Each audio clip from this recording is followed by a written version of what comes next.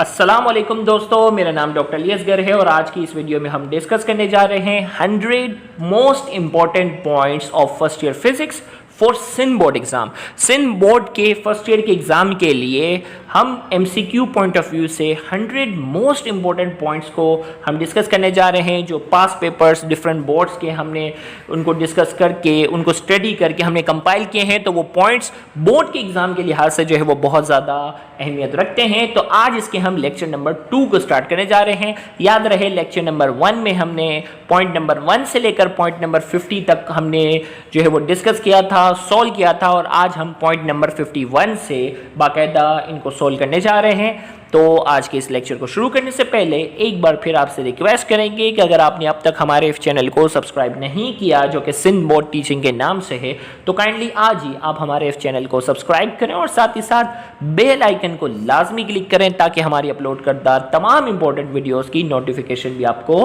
Receive हो सके। तो आइए हम स्टार्ट करते हैं आज का पहला पॉइंट, जो कि पॉइंट नंबर 51 से शुरू कर रहे हैं। इसमें कहा जा रहा है two forces equal in magnitude but opposite in direction and not acting on the same line constitute। हमें कहा जा रहा है जब दो फोर्सेस जो होती हैं वो एक दूसरे के, दोनों फोर्सेस का मैग्नीट्यूड सेम होना चाहिए, यानी एक 50 न्यूटन की फोर्स हो तो दूसरी भी 50 न्यूटन की फोर्स हो, दोनों की डायरेक्शन अपोजिट हो और दोनों एक पॉइंट पर जाकर एक्ट ना करें, तो वो दोनों फोर्स क्या कहलाती हैं? कपल कहलाती है। तो याद रहे कपल फोर्सेस के ऊपर पूरा हमने डिटेल लेक्चर जो है वो डिस्कस किया हुआ है, तो उसको भी देखना मत भूलिएगा। आगे, the acceleration of a body moving down a frictionless plane inclined at 30 degree will be. याद रखिएगा फ्रिक्शनलेस इंक्लाइंड प्लेन की जो एक्सेलरेशन का जो फॉर्मूला है वो हमारे पास है ए बराबर है किसके? जी साइन थीटा। अब यहाँ कह रहा है इंक्लाइंड एट 30 डिग्री ना, तो मैं यहाँ रखता हूँ ए, जी की वैल्यू होती है 9.8, साइन 30, साइन 30 किसके बराबर होता है? 0.5 के। तो 9.8 मल्टीप्लाई बाय 0.5, तो आपके पास आंसर क्या आ जाता है? 4.9 मीटर पर सेकेंड स्क्वायर। आपके पास एक्सेलरेशन का आंसर क्या आ जाता है? 4.9 मीटर पर सेकेंड स्क्वायर जो है वो एक्सेलरेशन का आंसर आ रहा है। तो यहाँ क्या हुआ? The acceleration of a body moving down, एक मिनट थोड़ा सा, the acceleration of a body moving down a frictionless plane incline at 30 degree will be 4.9 metre per second square. Point number 53 से हम स्टार्ट करने जा रहे हैं। Point number 53, the work done by a conservative field along a close path. याद रखिएगा conservative field की बाकायदा डेफिनेशन ही यही है कि क्लोज पाथ में, अगर क्लोज पाथ में वर्क डन अगर जो है वो 0 के बराबर होता है, वो फील्ड क्या कहलाती है? कंजर्वेटिव फील्ड कहलाती है। The dimension of G, dimension निकालने का तरीका आपने क्या करना होगा? सीखना होगा। हमने बाकायदा डायमेंशन निकालने का तरीका बताया हुआ भी है। तो उसमें यूनिवर्सल ग्रेविटेशनल कांस्टेंट की डायमेंशन आपके पास आएगी m exponent -1, L exponent 3, T exponent -2। When a body moves vertically upward, the work done will be।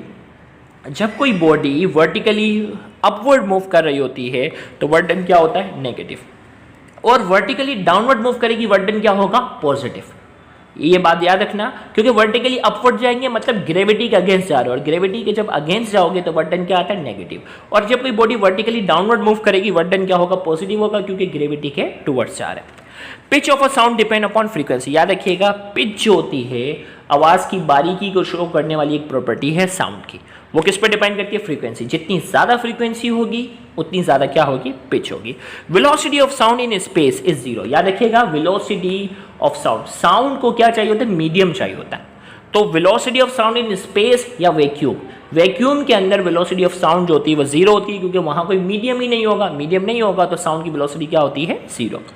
आगे, in Young double slit experiment the condition for constructive interference is that path difference must be. याद रखिएगा young double slit experiment पूरा हमने detail lecture यहाँ Sindh board teaching पे upload किया हुआ है, उसमें आप जरूर देखिएगा।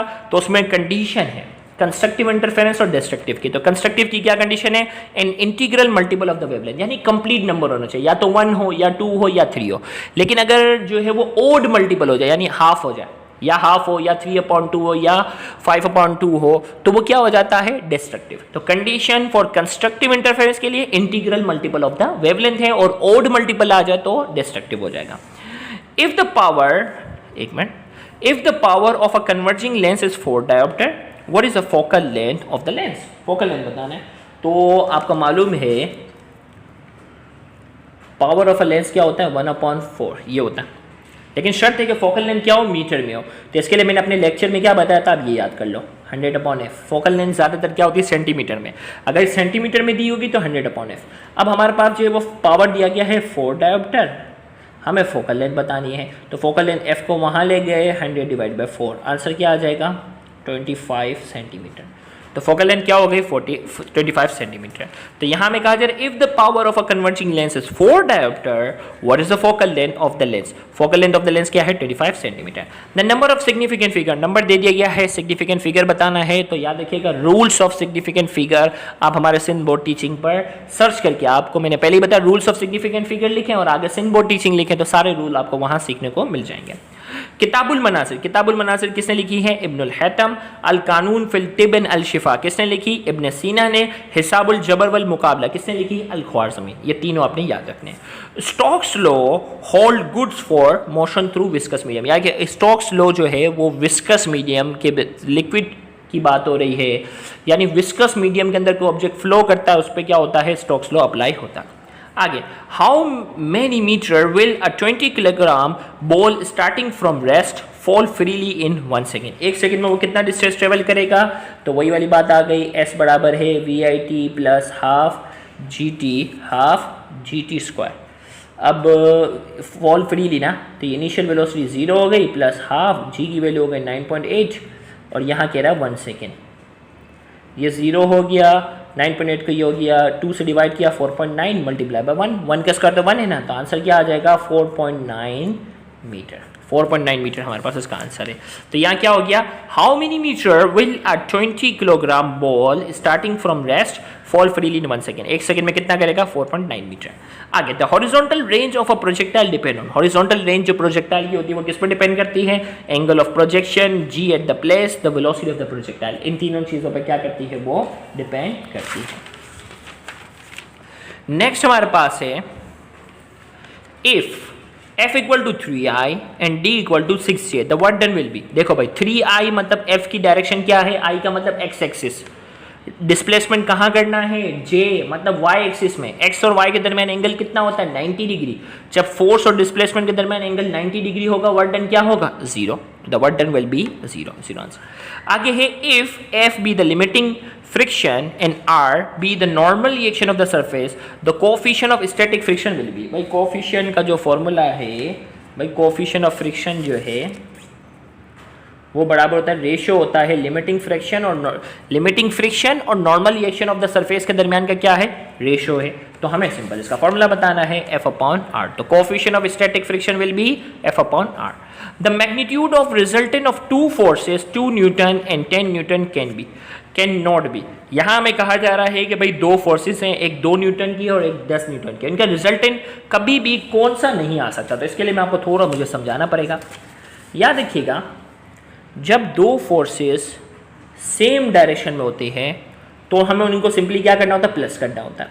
और जब 2 फोर्सेस, देखो भाई सेम डायरेक्शन है, सिंपली प्लस करो, अपोजिट डायरेक्शन है, ज़्यादा वाली फोर्स में से क्या करो, कम वाली फोर्स क्या करो, माइनस करो, आंसर आ जाएगा।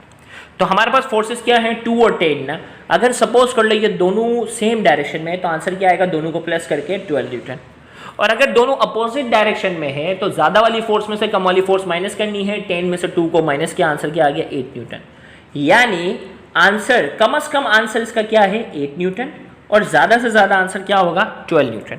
ज़्यादा से ज़्यादा इनका आंसर 12 न्यूटन है और कम से कम आंसर क्या है, 8 न्यूटन। 8 न्यूटन से कम आंसर नहीं आ सकता और 12 न्यूटन से ज़्यादा आंसर नहीं आ सकता। तो अब हमारे पास क्या हो गया, the magnitude of resultant of 2 forces magnitude 2 Newton and 10 Newton can not be. भाई दोनों के रिजल्टेंट की बात हो रही है, 2 और 10 न्यूटन। तो यहाँ हमारे पास जो है ये 11 है, सॉरी, क्योंकि 13 न्यूटन है, सॉरी, एक मिनट, कैन नॉट बी। अब कैन नॉट बी की बात हो रही है तो हमें मालूम है कि इसमें क्या आंसर हो सकता है, भाई 12 से 8 के दरमियान होना चाहिए।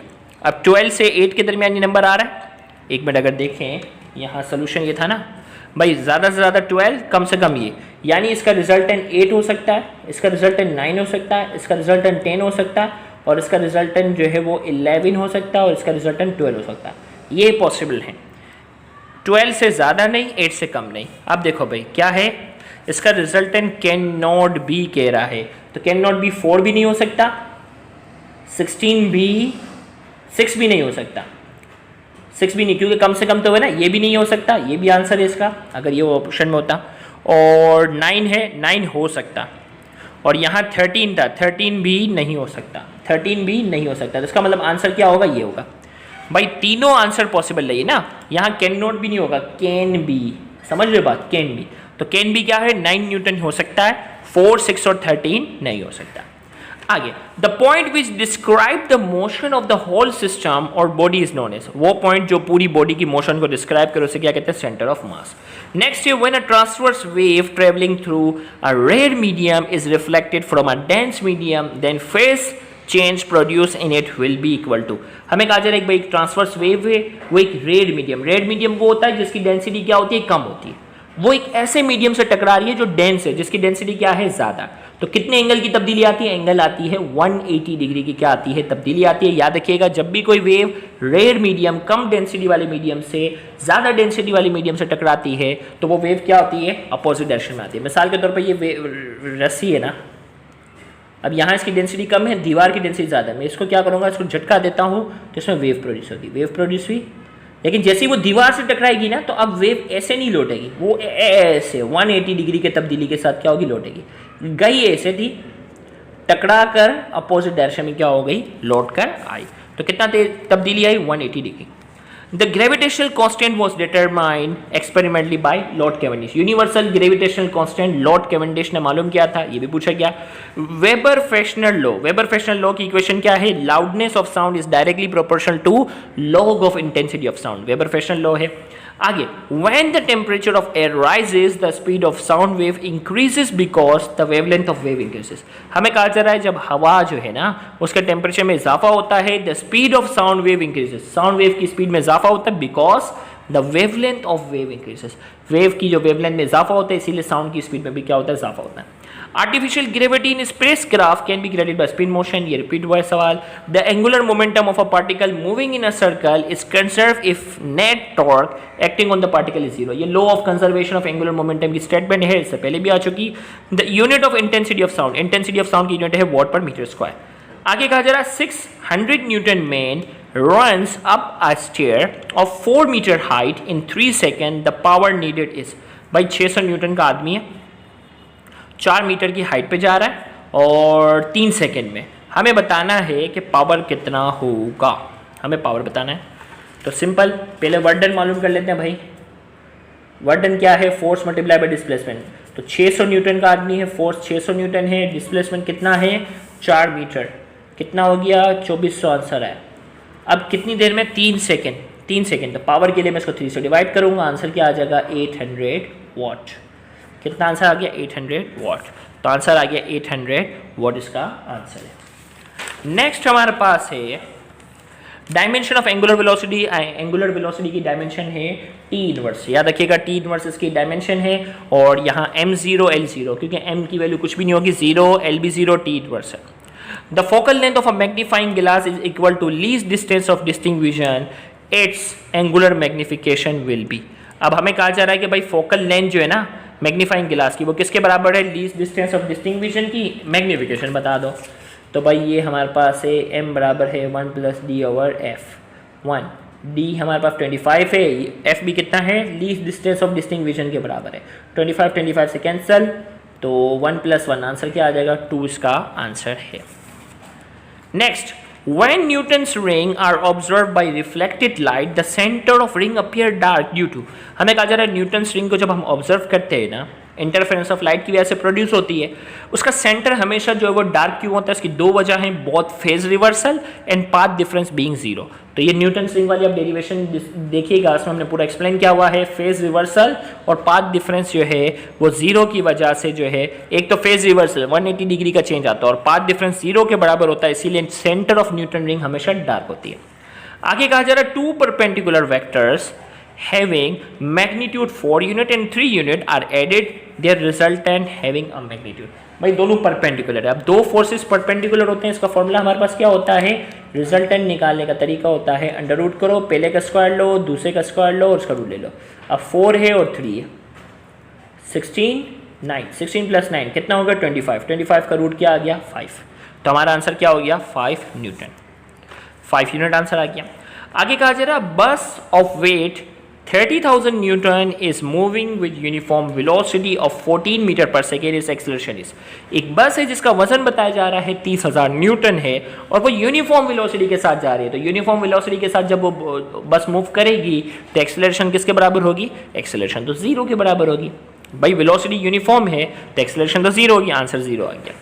टॉर्क इज मैक्सिमम व्हेन, एक मिनट थोड़ा सा camera, torque is maximum when force is perpendicular to momentum. याद रखिएगा फोर्स टॉर्क जो है वो क्या है?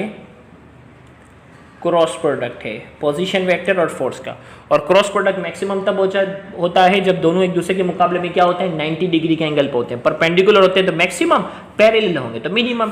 तो यहां हमसे क्या पूछा जा रहा है? मैक्सिमम, तो क्या होगा? Perpendicular to moment arm. Next MCQ है the angular speed of the minute hand of a clock is. तो ये इसका आंसर था। अब ये कैसे आया मैं बताता हूं। Minute hand of a clock, भाई एक घड़ी है ना, क्लॉक है। अब इस घड़ी में कौन कौन से कांटे होते हैं? एक मिनट वाला होता है, एक सेकंड वाला होता है और एक जो होता है वो घंटे वाला होता है। 12, 3, 6 और 9। अब इसमें जो है वो क्या है? मिनट वाला। मिनट वाला क्या होता है? 60 सेकेंड में। आपको मालूम है मिनट वाला जो होता है वो क्या होता है कि 1 मिनट में पूरा चक्कर काट देता है। सॉरी 1 मिनट, यहाँ अब देखो भाई, एक होता है मिनट वाला, सॉरी मिनट वाला 1 घंटे में पूरा क्या करता है? चक्कर काटता है। अब एक चक्कर जो है वो किसके बराबर होता है? 2 पाई की। अब वो कितनी देर में काटता है? वो मिनट वाला जो होता है वो 1 घंटे में। तो 1 घंटे में कितनी सेकेंड होती है? 3600। 1 घंटे में कितनी होती है? 3600। तो अब 2 और 3600 को किया तो आंसर क्या आ जाएगा? पाई अपॉन 1800। ये किसकी बात हो रही है? मिनट वाले घंटे की। अगर सेकंड वाले की बात करें तो वो 60 सेकंड में पूरा चक्कर काट लेगा। तो क्या होगा? 2 पाई अपॉन 60। तो ये क्या होगा? 2 और ये कैंसिल होगा, आंसर क्या आएगा? Pi upon 30। पाई अपॉन 30 किसकी बात हो रही है? सेकंड वाला। सेकंड वाला कांटा जो होता है वो 60 सेकंड में पूरा चक्कर काटता है और मिनट वाला जो होता है वो पूरा 1 घंटे में, और 1 घंटे में कितनी सेकंड होती है? 3600। तो मिनट वाले की जब भी बात होगी आंसर आएगा पाई अपॉन 1800 और सेकंड वाले की जब भी बात होगी पाई अपॉन 30। तो यहाँ हमसे क्या पूछा जा रहा है? द एंगुलर स्पीड, क्या पूछा जा रहा है? The angular speed of the minute hand of a clock. Minute वाले की बात हो रही है पाई अपॉन 1800। आगे the ocean tides are caused by. Ocean tide किसकी वजह से होती है? Gravitational force of both the sun and the moon. इसकी ग्रेविटेशनल फोर्स की वजह से होती है। Kilowatt hour is the unit of energy, repeat हुआ है। The distance between 2 consecutive node of a transverse wave is equal to, ये lecture 1 में मैंने बताया था। If the frequency of the 5th harmonic of a vibrating string is 200 hertz, its fundamental frequency. अब देखो भाई, हमने स्टैंडिंग वेव के अंदर एक फॉर्मूला ये पढ़ा है NF1। अब जो है वो 5th हार्मोनिक है ना, मतलब 5 लूप बन रहे। 5th हार्मोनिक है तो ये क्या हो गया? F5, 5 F1 हो गया फॉर्मूला। अब F5 की वैल्यू कितनी है? 200। हमें F1 बताना है, फंडामेंटल फ्रीक्वेंसी। 5 यहाँ मल्टीप्लाई हो रहा है, वहाँ जाकर डिवाइड हो गया। तो 200 डिवाइडेड बाय 5, क्या आंसर आ गया? 40 हर्ट्ज। इसका आंसर क्या हो गया? 40 हर्ट्ज जो है वो इसका आंसर है। तो यहाँ हमारे पास क्या हो गया? If the frequency of the 5th harmonic of a vibrating string is 200, its fundamental frequency is 40 Hz। कैसा है वो भी मैंने आपको अभी सॉल्व करके बताया। नेक्स्ट हमारे पास है, इसमें कहा जा रहा है, एक minute, the ratio of SI unit of angular momentum to linear momentum is. भाई SI यूनिट जो है वो एंगुलर मोमेंटम और लीनियर मोमेंटम की बात हो रही है कि इसका रेशियो अगर हम निकाले तो क्या होगा? भाई लीनियर मोमेंटम है ना, भाई ratio of SI unit angular momentum. Angular momentum की यूनिट होती है जूल सेकेंड, लीनियर मोमेंटम की यूनिट होती है न्यूटन सेकेंड। सेकेंड सेकेंड से क्या हो गया? कैंसल। जूल ले गया, न्यूटन को अगर मैं ऊपर लेके जाता हूँ तो ये इन्वर्स हो जाएगा, इन्वर्स। तो आंसर क्या होगा? Joule Newton inverse. भाई एंगुलर मोमेंटम की यूनिट जूल सेकेंड है, लीनियर मोमेंटम की यूनिट न्यूटन सेकेंड है। तो सेकेंड सेकेंड से कैंसिल हो गया, न्यूटन ऊपर चला गया, जूल न्यूटन इनवर्स क्या है? इसका आंसर है। तो आंसर क्या आ गया? Joule Newton inverse. नेक्स्ट हमारे पास है, एक मिनट कैमरा थोड़ा सा फोकस हो जाए। द नंबर ऑफ लाइन्स पर centimetre of a diffraction grating is 4000। Number of lines पर सेंटीमीटर इज ग्रेटिंग एलिमेंट। तो भाई ग्रेटिंग एलिमेंट का निकालने का तरीका क्या है? D बराबर होता है 1 ओवर नंबर ऑफ लाइन्स। अब नंबर ऑफ लाइन्स कितनी बताई जा रही है? 4000 है। तो ये क्या हो गया? 1/4000। तो इसको जब मैं डिवाइड करता हूँ तो वैल्यू आती है 2.5 एक्सपोनेंट -4 सेंटीमीटर। क्या आंसर आ गया? तो नंबर ऑफ लाइंस पर सेंटीमीटर 4000 है, ग्रेडिंग एलिमेंट आ जाएगा 2.5 exponent -4 centimetre. The range of frequency of Audible sound, Audible sound की जो फ्रीक्वेंसी की जो रेंज है वो क्या है 20 हर्ट्ज से लेकर 20,000 हर्ट्ज। ये वाली इक्वेशन m लैम्डा बराबर 2d sin थीटा, ये ब्रेग्स लॉ की इक्वेशन है। The distance between the principal focus and optical centre, principal focus और ऑप्टिकल सेंटर के दरमियान का जो डिस्टेंस होता है वो क्या कहलाता है? फोकल लेंथ कहलाता है। नेक्स्ट है the angle between centripetal acceleration and tangential acceleration in circular motion is, भाई सेंटीपिटल एक्सेलरेशन और टेंजेंशियल एक्सेलरेशन के दरमियान एंगल क्या होता है? 90 डिग्री। देखो भाई सर्कुलर मोशन में जब कोई बॉडी मूव करे ना, सेंटीपिटल एक्सेलरेशन की डायरेक्शन टुवर्ड्स द सेंटर है और टेंजेंशियल की डायरेक्शन क्या होती है? Along the tangent.